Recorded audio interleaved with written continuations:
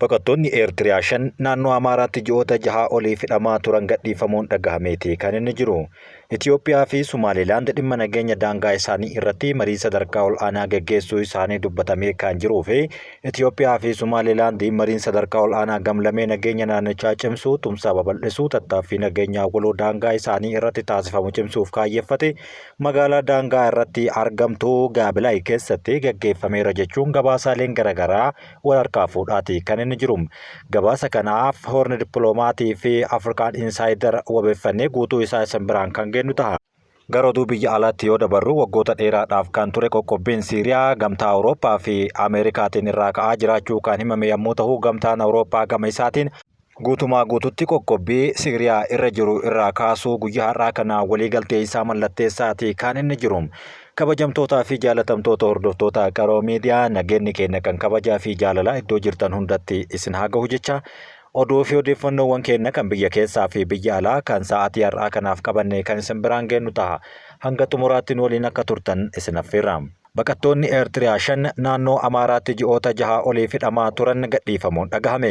Baqattoonni Eertiriyaa naannoo Amaaraatti ji'oota 6 fi walakkaa darbaniif buufata poolisii magaalaa Dabaarqee fi Gondar keessatti hidhamanii turan 5 gadhiifamuu komishinara ol aanaa baqattoota dhaabbata mootummoota gamtoomanii mirkaneessee jira. Baqattoonni Eertiriyaa Masarat Gabra Sillaasee, Ismaa'eel Ahmadiin, Fissahaa Kidaan, Maharii Abrahaa fi Tasfaalam Kafalaayee kanneen jedhaman kaampii baqattoota Alamwancii magaalaa Daabaat keessatti argamu keessaa onkololeessa 8 hanga sadaasa 26 bara 2017 gidduutti to'annoo jala ooluun buufataalee godina Gondar Kaabaa, buufata poolisii Daabaat, buufata poolisii Dabaarqee fi magaalaa Gondaritti ammoo buufata poolisii 4tti himannaan kan turan yommuu ta'u, turtii ji'oota 6 booda gadhiifamuun isaanii guyyaa har'aa kana gabaafamaa oolee jira. Baqattoota keessaa Ismaa'eel Ahmadiin himataa fi gaafii waan hin dhiheeffatiniif yookaan waan dhabaniif karaa abukaatoo isaaniitiin mana murtii waliigalaa naannoo Amaaraa kutaa Gondaritti galmeen isaanii akka ilaalamuuf kan dhiheessan yoo ta'u, manni murtichaa gama isaaniitiin yakka ittiin shakkaman irratti abbaa alangaa yookaan nama gaafatamaa argachuu waan hin dandeenyeef torbaan darbe maatii isaaniitti akka makaman gaafachiiseera. Akkasumas himatamaan biraa Masarat Gabrasillaasee manni murtii waliigalaa poolisii magaalaa Gondar 4ffan nama gara waajjira poolisiitti nu fide akka deebisuu erga ajajee booda namni sun bakka jirutti nu dhiisee deeme jechuun dubbachuun isaa yaadachiisee jira. Manni murtii namni akka mallatteessee waajjira poolisiitti akka deebisuuf ajajee ture sana booda namni hidhamtoota kana mallatteessee fuudhee bakka jiranitti dhiisee baduu isaaniitiin hidhamtoonni kunneen akka dhufanitti deebi'uu isaanii DW gabaasa isaa keessatti katabee jira. Amajjii bara 2025 keessa jiru kana keessa maatiin baqattoota Eertiriyaa 5 naannoo Amaaraa godina Kaaba Gondar keessatti ji'oota 2 oliif ukkaanfamanii gadhiifamuu fi birrii hanga 500,000 akka gaafataa turanis gabaasa isaanii keessatti yaalanii jiran. Gabaasa biraatiin ammoo Amnesty International ji'oota 3 qofa keessatti lammiileen Eertiriyaa 600,000 ol Itoophiyaa keessatti hidhamaniiru jechuu eeruudhaan manni maree mirgoota namoomaa dhaabbata mootummoota gamtoomanii gocha baqattoota Eertiriyaa kana humnaan deebisuu akka balaaleffatu gaafachuu isaanii kanaan dura gabaafamee turuun ni yaadatama. Itoophiyaa fi Somaalilaand dhimma nageenya daangaa isaanii irratti marii sadarkaa ol aanaa gaggeessuun guyyaa har'aa gabaafamaa jira. Itoophiyaa fi Somaalilaand marii sadarkaa ol aanaa gamlamee nageenya naannichaa cimsuu, tumsa babal'isuu, tattaaffii nageenya waloo daangaa irratti taasifamu cimsuuf kan kaayyeffate magaalaa daangaa irratti argamtu Gaabilee irratti yookaan keessatti gaggeessaa akka oolan himameera. Mariin kun qondaaltota ol aanoo gama lachuun kan gaggeeffame yommuu ta'u, gama Itoophiyaatiin hoggansa Bobbii Raayyaa ittisa biyyaa Meejor Jeneraal Tasfaayee Ayyalaw, ajajaa poolisii naannoo Somaalee Jeneraal Abdii Alii Siyaadii fi ajajaa itti aanaa Izzii Bahaa Birgaadir Jeneraal Fiqaaduun irratti argamanii jiru.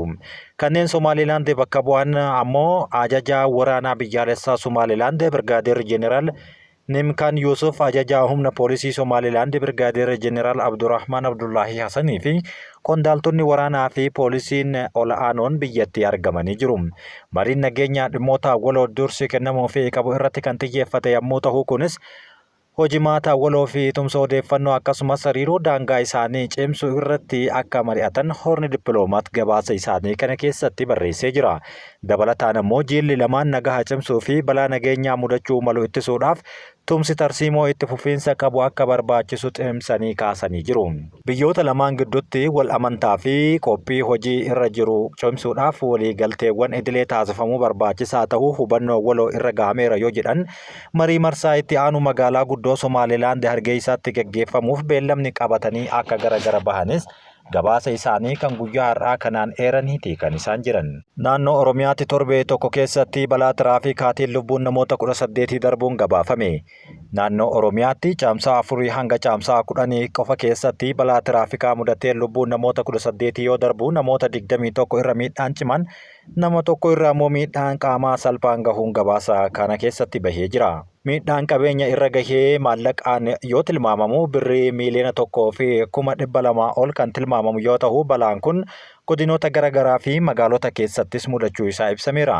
Torbee tokko qofa keessatti balaa tiraafikaa mudateen namoonni lubbuun isaanii darbe kanneen umriin isaanii waggaa 16 hanga 52 gidduutti argaman jechuun ogeessa qorannoo fi tiraafikaa naannoo Oromiyaa Inspektar Massalaa Abarraa raadiyoo fi televezyiinii Bisraatitti guyyaa har'aa himuun dhagahamee jira.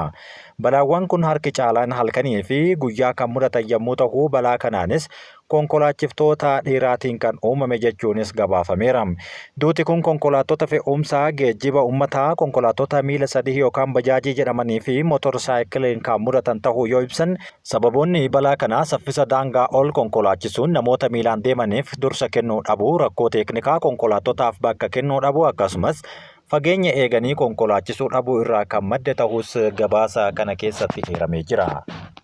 Qorannoon haaraan dhaabbata gargaarsa namoomaa idil addunyaa Action Aid jedhamuun geggeeffame mootummoonni imaammata qusannaa fi liqii hir'isuu dhiisuudhaan lammiilee isaanii nyaataan akka bulan irratti xiyyeeffachuu qaban jechuun gaafatee jira.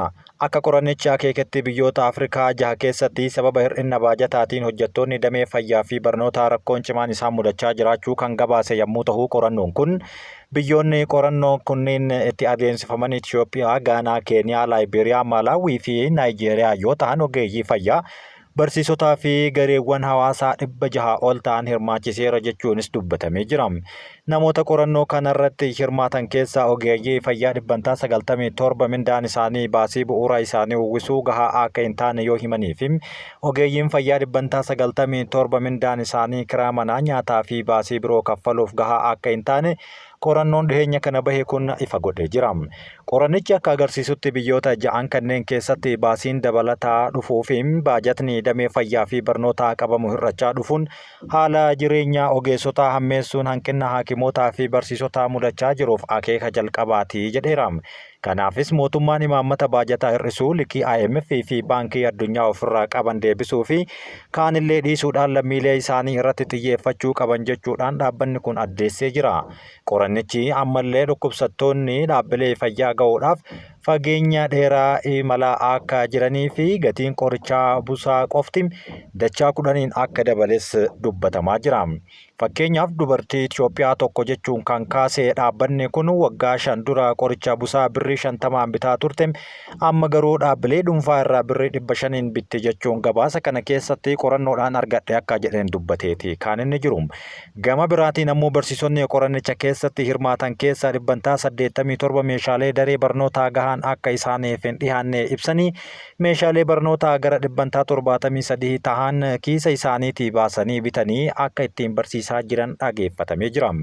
Waggoottan 5 darban keessatti barsiisonni 84 mindaan isaanii 10 hanga 50 akka jalaa gadi bu'es gabaafame. Action Aid mootummoonni barnootaa fi fayyaa irratti baajata hir'isuu isaaniitu rakkoo kana fide jechuun ammoo gara mootummoota 6 kanaatti quba isaa qabee jira. Akkaataa baankii addunyaa fi dhaabbanni maallaqaa idil addunyaa IMF mootummoonni baasii itti baasan irratti dhiibbaa taasisaa tures dhaabbatichi yoo balaaleffatu mootummoonni liqaa isaanii kaffaluudhaaf jecha pirojektoota misoomaa kanneen akka barnootaa fi fayyaa irraa baasiin akka hir'isan IMF yaada dhiyeessaa akka jiru dhaabbanni qorannoo kun ifa godheera. Fakkeenya kanaaf ammoo Naayijeeriyaa bara 2024 jechuunis baruma darbe kana galii biyyaalessaa ishee keessaa 4% fayyaaf baaste liqaa deebisuuf ammoo 20% akka baaftu qorannoon kun mul'iseeti kan inni jiru. Biyyi tokko baajata ishee keessaa harka 5 keessaa tokko barnootaaf baasuu akka qabdu akka waliigalaatti immoo fudhatama qabaatus biyyoonni qorannicha kana keessatti hammataman 6 kanneen keessaa 4 baajata barnootaa hanga kanaa gadi akka qabanis dubbatamee jira. Action Aid dhaabbanni jedhamu kun mootummoonni fi IMF akkaataa hojii itti hojjetan akka jijjiiran dameewwan kanneen irratti xiyyeeffachuun jireenya hojjettootaa fooyyessuu fi lammiilee barnoota qulqullina qabuu fi tajaajila fayyaa akka argatan taasisaniif waamicha isaa dhiheesseeti kan inni jiru.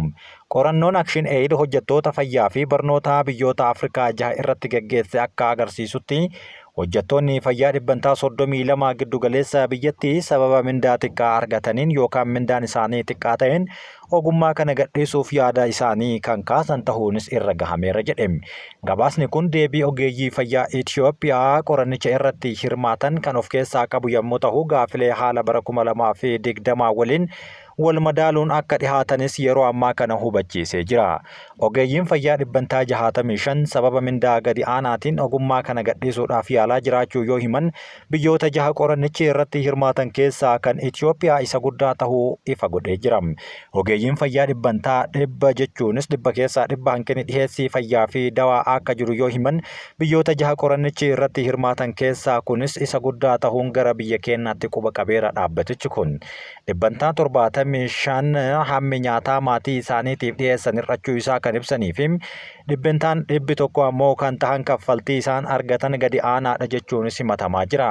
Dhibbantaa 90 baajata hir'isuu fayyaa haadholii fi daa'immanii irratti dhiibbaan guddaan akka uumame yoo kaasan kana ammoo parsantii 95 damee fayyaaf baajanni gahaan akka hin ramadamne ni agarsiisa jedhaniiru.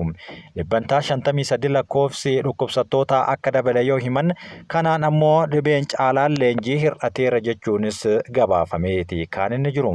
Qorannoon kun mootummaa imaammata liqaa hir'isuu IMF hojiirra oolchuu yoo dadhaban lammiilee isaanii irratti xiyyeeffachuu akka qaban kan akeekee fi akka waliigaltee Abuujaatti biyyoonni miseensa gamtaa Afrikaa baajata waliigalaa isaanii dhibbantaa 15 damee fayyaaf ni baasu jedhamee eeggamaa jira.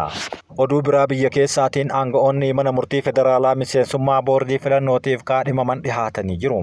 Pirezidaantii itti aanaa mana murtii federaalaa sadarkaa jalqabaa obbo Tasfaayee Niwaayee fi pirezidaantii itti aanaa mana murtii federaalaa ol'aanaa Takliitii Masil dabalatee namoonni 6 kaadhimamtoota miseensa hoggansa hojii fi walitti qabaa itti aanaa boordii filannoo biyyaalessaa Itoophiyaatiif dhihaatan. Kaadhimamtoonni sabdaneessummaa saba amantaa fi saala hubannoo keessa galchuudhaan akka ta'e koreen miseensa boordichaa filachuu kan beeksisee fi filataan kaadhimamtootaa walitti qabaan itti aanaa fi miseensonni biraa 2 boordicha bakka buufamaniif namoota 6 kaadhimamaaf filate ifa kan taasise ibsaa guyyaa har'aa baaseen ifa godhee jira. Miseensonni boordichaa caamsaa dhufutti itti gaafatama isaanii akka fudhatan yoo himamaa jiru. Kanaaf ammoo walitti qabaan isaanii dubbatamee jira. Ministeerri muummee Dr. Abiy Ahmad aanga'oota boordichaa kanneen bakka buusuudhaaf koree filattoota kaadhimamtoota bitootessa keessa hundeessan akka lakkoofsa Itoophiyaa eebla 1 hanga 21tti eeruu kaadhimamtoota fudhataa turuun isaanii ni yaadatama. Guyyoota kanneen keessatti uummata paartilee siyaasaa fi dhaabbilee hawaasaa siivilii irraa eeruu kaadhimamtoota walitti qabuun walitti qabaan koree kanaa Qees Taagaay Taaddasaa dubbatanii jiru. Qees Taagaay akka jedhanitti eeruuwwan karaa iimeelii, waatsaappii, bilbilaa fi poostaadhaan garichaaf yookaan koree kanaaf dhihaatan keessaa irra deddeebiidhaan adda baafamuun namoonni 50 adda baafamaniiru. Isaan keessaa ammoo calallii taasifameen lakkoofsi kaadhimamtoota walakkaadhaan hir'atee 25tti gadi deebisan. Isaan booda calalliin biraa erga taasifamee booda afgaaffii namoota 12 gaafachuu ifa yoo godhan iddoowwan itti gaafatamummaa boordichi filannoo 3 bakka buusuudhaaf ministeera muummee akka filataniif 12 keessaa kaadhimamtoota xumuruuf darban yookaan warra xumuraa jedhan 6 dhiheessineerra jechuun dubbatanii jiru. Oduu biyya alaatti yoo dabarru Taanzaaniyaan doolaara Ameerikaa biyyattii keessatti akka hin fayyadamne ifatti dhoorguun dhagahamee jira. Taanzaaniyaan tarkaanfii biyyoota miseensa BRICS biroo hordofuudhaan doolaara Ameerikaa daldala biyya keessaa irratti ifatti dhoorgiteerti. Baankiin Taanzaaniyaa mallaqa biyya alaa maraa daldala biyya keessatti guutumaa guututti dhoorgame shilingii Taanzaaniyaatti kaffaltiin seera qabeessaa qofa taasifamee jiraachuun gabaafamee jira. Biyyattiin kanaan dura doolaara Ameerikaa dabalatee mallaqa biyyoota biroo fayyadamuu akka dhaabdu ibsuun ishee kan yaadatamu yommuu ta'u, kana ammoo yeroo ammaa mirkaneessitee jiraachuu guyyaa har'aa ifa godhanii jiran. Gamtaan Awurooppaa qoqqobbii dinagdee Sooriyaa irra kaahee ture kaasuuf guyyaa har'aa walii gale. Pirezidaantiin duraanii Sooriyaa Bashir al-Assad aangoo irraa ka'uu hordofee gamtaan Awurooppaa qoqqobbii dinagdee Sooriyaa irra kaahee ture kaasuudhaaf waliigalteen guyyaa har'aa gahe gabaafamee jira. Waliigalteen ambaasaadarota biyyoota miseensa gamtichaa 27 irra ga'e kun ministeerota dhimma alaa gamtichaarra ga'uunis ni ifooma jedhamee eeggamaa jira. Murtoon kun faayinaansii biyyattii kan tasgabbeessuu fi deebisanii ijaaruudhaaf gahee ol'aanaa qabaachuu isaa kan dubbatame yommuu ta'u, gamtichi bara faranjoota 2012 fi 2013tti baankii geejjibaa fi dameewwan enerjii Sooriyaa qoqqobbii cimaa irra kaahuun isaanii yaadatama. Ministeerri alaa Sooriyaa Asad al-Shaayibaaniin murtichaa gammachuudhaan kan fudhatan yommuu ta'u, ibsa kana Aljaziiraan gabaaseeti kan inni jiru. Abbaan alangaa mana murtii akka idil addunyaa saalqunnamtii raawwachuu isaaniitiin qoratamaa akka jiran himamaa jira. Abbaan alangaa ol'aanaa mana murtii akka idil addunyaa ICC Hague hanga qorannoo waajjira tajaajila to'annoo keessa dhaabbata mootummoota gamtoomanii xumuramutti hayyamni kennameefii jiraachuun guyyaa har'aa kana gabaafamee jira. Qorannoo gochaa badaa abbaan alangaa raawwate jedhamee gaafii pirezidaantii yaa'ichaatiin waajjira yaa'ichaa erga mariisisee booda mana murtiin kan gaggeeffamu ta'a jechuudhaan pirezidaantiin mana maree biyyoota waadaa kana seenanii beeksisee jira. Ibsichi itti aanaa abbaa alangaa bakka kaan hin jirretti itti gaafatamummaa abbaa alangaa hoogganu akka fudhatan ibsuudhaan manni murtii hojii isaa yeroo yeroodhaan addaan kan hin cinne ta'uu itti fufa jechuun gabaaseera. Argannoon qorannichaa akkaataa seera Roomaa fi bu'uura seera mana murtichaatiin haala iftoomina qabuun kan ilaalamu ta'a yoo jedhamu, caamsaa bara 2024 darbe hojjettoonni mana murtii lama amala kaan ilaalchisee qaama qo'annoo kanaa kan ta'aniif to'annoo walabaa mana murtiitti komii isaanii akka dhiheessanis dubbatamee jira. Kunis kan ta'e kaan muummee ministeera Israa'el Benjaamin Netanyaahuu fi ministeera ittisaa duraanii Yo'aaf Gaalaantii himannaa yakka waraanaatiin ajajni hidhaa gaafachuu isaa guyyoota muraasa booda ta'uun isaa immoo shiratu irratti xaxamee yaadni jedhus ka'aatii jira. Wall Street Journal akka gabaasetti bara 2021 irraa eegalee abbaa alangaa ol'aanaa ICC kan ta'e kan muddee bara 2023 kutaa hoteelaa New York keessatti gargaartuu isaa dubartii irratti miidhaa saalaa raawwachuun himatame jedhan.